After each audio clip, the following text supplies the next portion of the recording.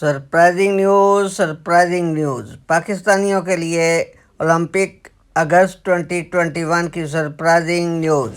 آئیے ناظرین، ایک راکھ میں چھپی چنگاری کی چمک دیکھتے ہیں۔ ظاہر ہے ذہانت و متانت کسی فرد واحد کی میراث تو نہیں، جو امیران شہر اور رئیسان ملک کے بچے بچیاں ہی علم و ہنر کے میدان میں سیلیبریٹیز بن کر ابھریں۔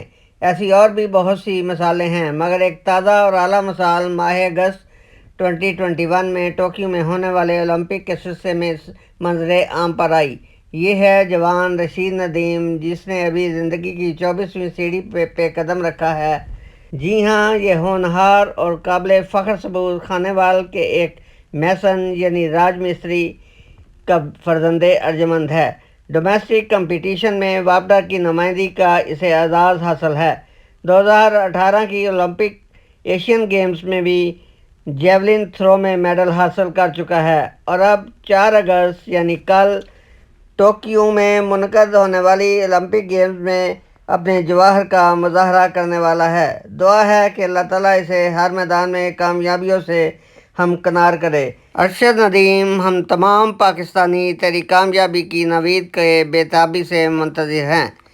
شکریہ۔